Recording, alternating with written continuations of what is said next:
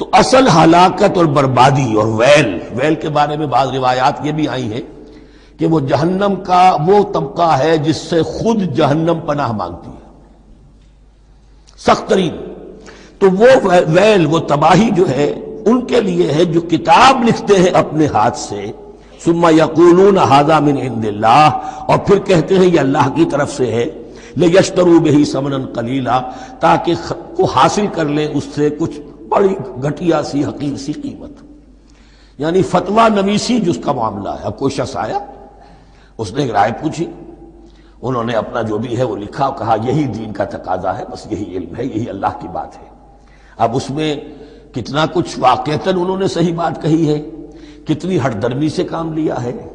کتنی کسی رشوت کے مبنی کو رائے دی ہے، خود بدلتے نہیں قرآن کو بدل دیتے ہیں، وہ کس درجہ فقیہان حرم بے توفیق۔ تو یہ ان کے علماء کا کردار تھا۔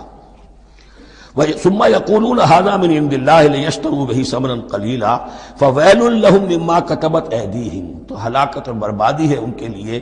اس چیز سے کہ جو ان کے ہاتھوں نے لکھی، وویل لهم مما يكسبون، اور ان کے لیے ہلاکت اور بربادی ہے اس کمائی سے جو وہ کر رہے ہیں۔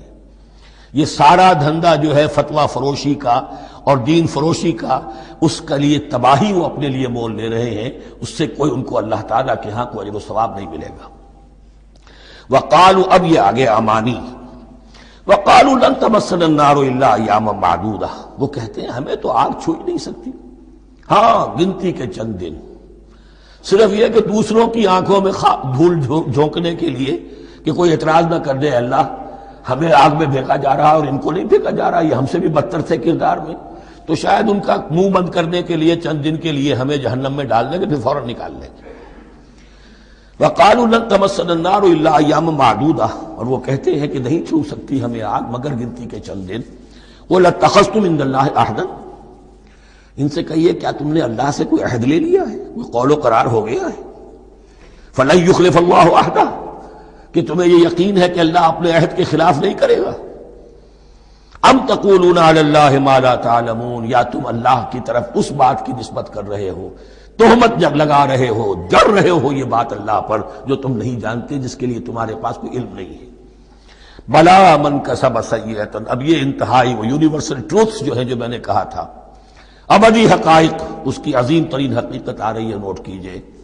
بلا، کیوں نہیں، من کسب سیئۃ، جس شخص نے جان بوجھ کر ایک گناہ کمایا، لیکن گناہ بڑا، کبائر، صغائر نہیں، سیئۃ، یہ اس کی جو تنکیر ہے وہ ایک کا فائدہ بھی دے رہی ہے اور تفخیم کا بھی۔ جس نے بھی جان بوجھ کر کسبا، ایک گناہ کمایا، فاحاطت بہ خطیئتہ، اور اس کی خطا نے اس کا گھیراؤ کر لیا، یعنی ایک ہی گناہ ہے، سود کھا رہا ہے، باقی نماز ہے، تہجد ہے، یہ ہے وہ ہے، لیکن اس ایک گناہ کی برائی بھی اتنی اس کے گرد جو ہے چھا جائے گی کہ پھر اس کی یہ ساری نیکیاں ختم ہو کر رہ جائیں، ایک گناہ۔ بلا من کسب سیئۃ واحاطت بہ خطیئتہ فاولئک اصحاب النار هم فیہا خالدون۔ اس میں ہمارے مفسرین نے یہ لکھا ہے کہ اس کی خطا کاری اتنی اس کے اوپر چھا جائے کہ ایمان کا کوئی اثر باقی نہ رہے۔ اور المعاصی برید الکفر، یہ علماء کے ہاں اصول ہے کہ یہ جو گناہ ہوتے ہیں یہ ڈاک ہے کفر کی، ہوتے ہوتے گناہ پر مداومت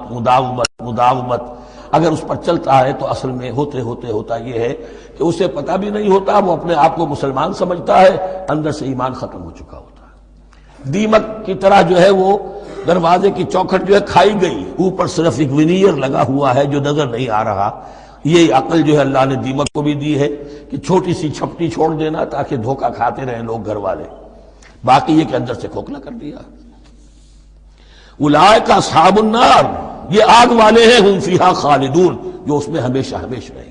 یہ ہے قاعدہ کلیہ، قرآن کا قطعی اور ابدی فیصلہ۔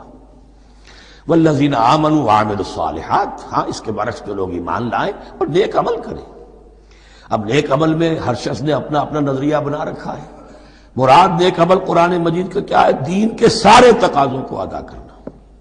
وہ نیک عمل ہوگا۔ آپ نے ایک نیکی لے لی، یتیم خانہ کھول دیا، بڑی فاؤنڈیشن بنا دی، بیواؤں کا انتظام ہو رہا ہے، لیکن کاروبار میں سودی لین دین ہے، جھوٹ ہے، فریب ہے، دھوکہ ہے، سب چل رہا ہے۔ تو یہ نہیں ہے۔ دین کے تقاضے یہ بھی ہے کہ دین کو قائم کرنے کی جد و جہد میں لگو، اس کی شرائط پوری کرو۔ تو فرمایا والذین آمنوا وعملوا الصالحات اولئک اصحاب الجنہ هم فیہا خالدون، وہ ہیں جنت والے اور وہ اس میں ہمیشہ ہمیشہ رہیں گے۔ وَإِذْ أَخَذْنَا مِيثَاقَ بَنِي إِسْرَائِيلَ لَا تَعْبُدُونَ إِلَّا اللَّهَ، اور یاد کرو جب کہ ہم نے بنی اسرائیل سے عہد لیا تھا تم نہیں عبادت کرو گے کسی کی سوائے اللہ کے۔ وَبِالْوَالِدَيْنِ إِحْسَانًا، اور اس کے ساتھ دوسرا حکم، اور یہ اہم مقام ہے کہ اللہ کے حق کے فوراً بعد والدین کے حق کا ذکر قرآن مجید میں 4 مقامات پر آیا، ان میں سے ایک مقام یہ ہے وَبِالْوَالِدَيْنِ إِحْسَانًا، والدین کے ساتھ نیک سلوک کرو گے، وَذِي الْقُرْبَى، اور قرابت داروں کے ساتھ بھی، وَالْيَتَامَى، اور یتیموں کے ساتھ بھی، وَالْمَسَاكِينَ، اور محتاجوں کے لیے بھی، وَقُولُوا لِلنَّاسِ حُسْنًا، اور لوگوں سے اچھی بات کہو، اچھی بات کہو، صحیح بات کہو، امر بالمعروف کرتے رہو، نیکی کی دعوت دیتے رہو۔ وَأَقِيمُوا الصَّلَاةَ وَآتُوا الزَّكَاةَ، اور نماز قائم کرو، قواعد قائم رکھو اور زکوٰۃ ادا کرو گے، یہ گویا کہ معاہدہ ہو رہا ہے۔ ثُمَّ تَوَلَّيْتُمْ، پھر دیکھو تم نے اس سے پیٹھ موڑ لی، إِلَّا قَلِيلًا مِّنكُمْ، سوائے تم میں سے تھوڑے سے لوگوں کے، وَأَنْتُمْ مُعْرِضُونَ، اور تم ہو ہی پھر جانے والے، تمہاری یہ عادت گویا کہ طبیعت ثانیہ ہے۔ اب ایک خاص مثال آ رہی ہے اور اس کے بعد پھر ایک بہت بڑا یونیورسل ٹروتھ آئے گا۔ مثال کیا ہے؟ اللہ نے ان سے ایک عہد لیا تھا وَإِذْ أَخَذْنَا مِيثَاقَكُمْ، ہم نے تم سے یہ عہد بھی لیا تھا لَا تَسْفِكُونَ دِمَاءَكُمْ، دیکھو اپنا خون نہیں بہاؤ گے، یعنی آپس میں جنگ نہیں کرو گے، لڑو گے نہیں، تم بنی اسرائیل ایک وحدت بن کر رہو گے، جیسے کہ قرآن مجید میں آیا ہے إِنَّمَا الْمُؤْمِنُونَ إِخْوَةٌ، تم بھائی بھائی ہو، لَا تَسْفِكُونَ دِمَاءَكُمْ،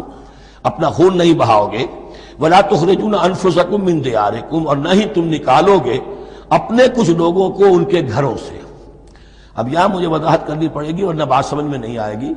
کہ جب حضرت یوشع ابن نون کی سرکردگی میں بنی اسرائیل نے فلسطین کو فتح کرنا شروع کیا اور سب سے پہلے جیریکو فتح کیا گیا شہر، اس کے بعد جب سارا فلسطین فتح کر لیا تو انہوں نے ایک مرکزی حکومت قائم نہیں کی، 12 قبیلوں نے 12 حکومتیں بنا لی، جیسے 12 چشمے تھے پانی کے ویسی 12 حکومتیں۔ اب ظاہر بات ہے جہاں 12 حکومتیں ہوں گی تو وہ طوائف الملوکی جس کو کہتے ہیں، آپس کی کھٹ پٹ ہوتی تھی، جنگیں ہوتی تھی، پھر ان میں سے ایک دوسرے پر حملہ کر کے وہاں کے لوگوں کو نکال باہر کرتے تھے، بھاگنے پر مجبور کر دیتے تھے، تو یہ تھی ان کی کیفیت۔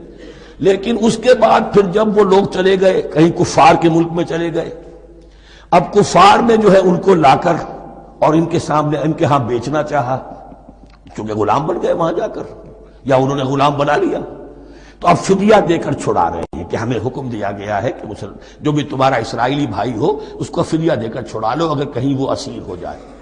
تو ایک حکم کو تو مانا نہیں اور دوسرے پر عمل ہو رہا ہے۔ حکم تو یہ تھا کہ آپس میں خونریزی کرو ہی نہیں، اس حکم کو تو توڑ دیا،